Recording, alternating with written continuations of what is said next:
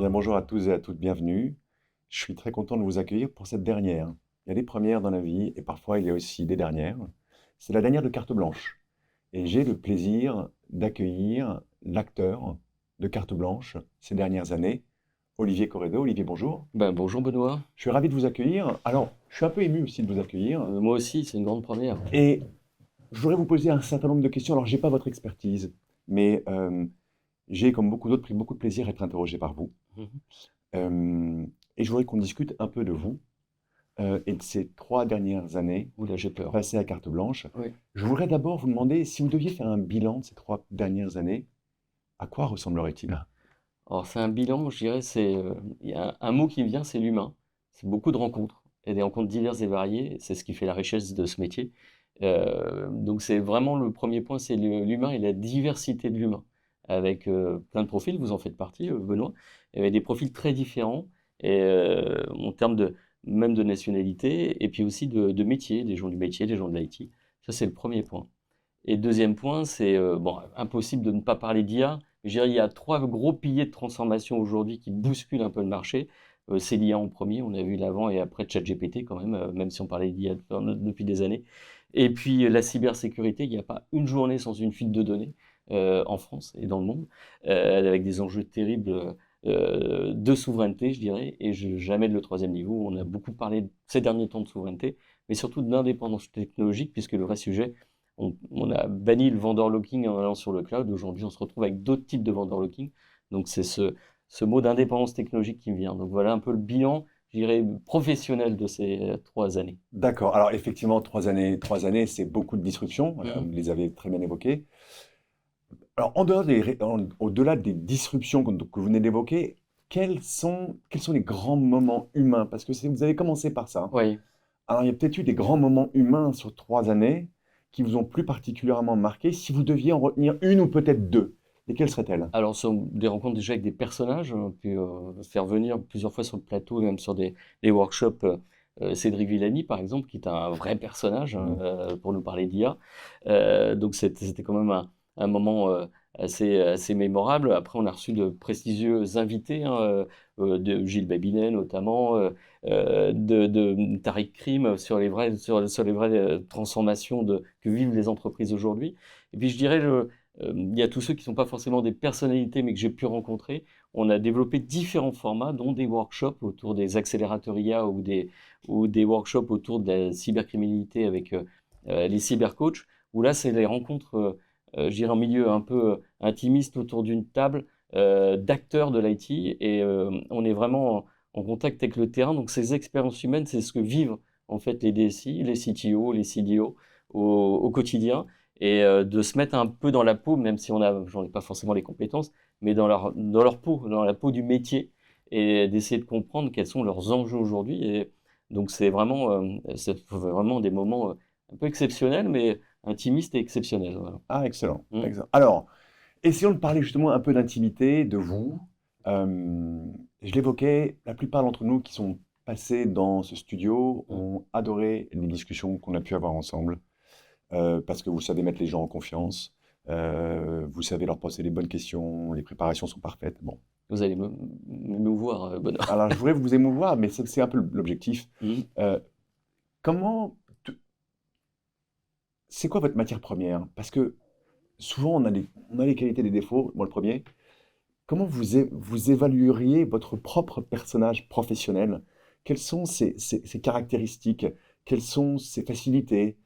Qu'est-ce qui vous a permis d'accompagner autant de personnes comme moi dans ce studio de manière aussi positive? C'est quoi le secret, Olivier Corredo? Alors le secret, il n'y a pas de secret, mais c'est peut-être d'essayer d'être à l'écoute. La première chose, c'est l'écoute, et d'essayer de percevoir un peu quand quelqu'un arrive stressé ça peut être sur un événement physique ou en On se connaît studio. ça. C'est d'essayer quand on le sent stressé, d'essayer de dire, vous inquiétez pas, là on est sans reprise, mais on peut reprendre l'interview. J'aime préparer, même si alors, je suis plus journaliste, maintenant je suis en transverse, mais j'aime toujours ce contact avec le terrain. Mais l'idée, c'est toujours un peu de guider et d'expliquer ce qui va se passer, c'est-à-dire d'être dans l'écoute et l'explication. Et puis après, donc il n'y a pas de secret, mais c'est-à-dire, je dirais, d'essayer d'être le maximum empathique, et d'essayer de se mettre à la place aussi de l'autre. quand je parlais tout à l'heure des rencontres avec les DSI, je ne suis pas dans leur peau, mais j'essaie de me mettre dans leurs besoins métiers, la compréhension de leurs besoins. Et ben, c'est pareil dans mes invités, c'est-à-dire que des contraintes qu'ils peuvent avoir, des freins qu'ils peuvent avoir, et puis de l'appréhension qu'on peut avoir d'être sur un plateau de télé quand on arrive comme ça pour la première fois sur un plateau, même si pas les diffusions de grands canaux, mais on a quand même une audience qui fait que on Ouais. va être exposé. Donc voilà, c'est peut-être un peu, je dirais, l'écoute, la compréhension et l'empathie. Voilà. Dans votre parcours, il y a ce studio Mhm. dans lequel vous passez du temps. Je sais que vous conduisez un certain nombre d'événements régionaux également, Oui, en effet. Ouais. en France. On a Est-ce que vous pouvez nous en parler? Alors c'est important et intéressant parce que alors moi-même qui viens de la région, je ne suis pas parisien, mais on a souvent, alors déjà dans la presse, même quand dans votre métier, on a une avance un peu, je dirais, sur la technologie en pensant que tout le monde a passé le cap de l'IA. Donc déjà d'aller rencontrer les gens à Paris ou en province, ça permet de voir la réalité dans les entreprises. Et des fois, il y a un gap entre ce que vous vendez, vous, les vendeurs, et la réalité terrain. Donc c'est déjà bien d'aller voir les gens et d'aller voir les DSI chez eux, à Paris et en province. Et en province, en fait, la différence peut-être de Paris où il y a beaucoup d'individualité, il y a quand même une cohésion en province avec un écosystème d'associations de DSI. Je pense à la DIRA, à la Mêlée, à la DN Ouest, qui font vivre cet écosystème en cybersécurité avec les CLUSI régionaux. Et donc, en fait, on apprend à connaître tous ces écosystèmes qui sont importants en région. Ce que je veux dire, la tendance du Parisien, il est souvent décrit, c'est d'arriver un peu avec ses gros sabots en estimant qu'il est chez lui. Ouais. En fait, on est accueilli en région et on est super bien accueilli. Après, moi, si la gastronomie, c'est aussi mon truc, c'est quand on va à Lyon, quand on va à Toulouse, on est accueilli. C'est une ambiance, c'est une alchimie qui se crée en région, qui est unique et qui est particulière à chaque région. Elle sera en Bretagne, en Alsace, en Rhône-Alpes ou en Occitanie. Elle sera complètement différente. Donc je reviens sur l'humain et la richesse avec l'homme. C'est plus que l'humain, ce sont des écosystèmes qui sont formés, qui sont riches, vertueux. On parlait de création de valeur tout à l'heure. Et c'est ce que je retiens, oui, c'est cet aspect un peu d'écosystème vertueux en région. Ouais. Alors, je ne sais pas d'où vous venez en région, mais vous évoquez, vous étiez Moi, je viens historiquement de Bretagne, moi, de voilà. Bretagne. Alors Voilà. voilà, Une effectivement. terre de télécom. Exactement, terre de Voilà. télécom. Bon, ok. Alors, peut-être une dernière question. Je l'évoquais dans l'introduction, c'est une dernière, Mhm. la dernière de carte blanche. Si vous deviez conclure, si vous devez conclure d'ailleurs, c'est Mhm. pas si, vous devez conclure en quelques secondes, qu'est-ce que vous auriez envie de dire pour conclure cette belle aventure qui a commencé il y a 3 ans? Imaginez que ceux qui ont travaillé avec vous, Mhm. ceux que vous avez eus à ma place pendant des années, soient là. Qu'est-ce que vous auriez envie de leur dire? Bah, je vais d'abord les remercier parce que ça fait partie d'une équipe. Là, l'équipe est en régie avec Célim et Jules là, qui sont actuellement en régie. Il y a Jean-François qui les supervise. Mes collaborateurs directs, des fois, sont à ma place.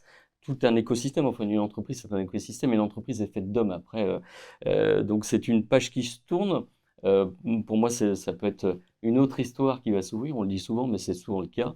Et elle reste à l'écrire. Donc je veux dire, je l'ai eu fait dans ma longue expérience maintenant, c'est de pouvoir aussi parfois réécrire ces pages avec des gens avec qui on avait pu écrire des pages précédentes.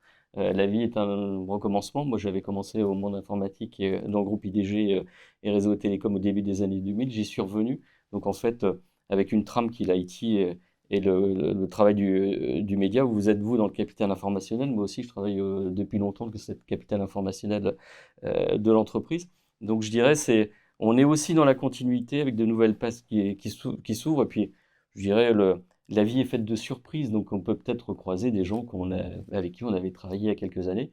Donc je dirais que l'histoire n'est pas finie. J'espère rencontrer des gens avec qui j'ai apprécié cette collaboration dans un univers, dans un avenir proche ou un peu plus lointain. Voilà. Et Super. voilà.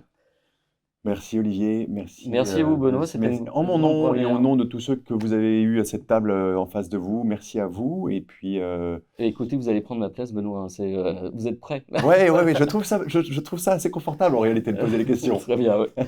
Merci beaucoup Olivier. Merci à vous, Benoît.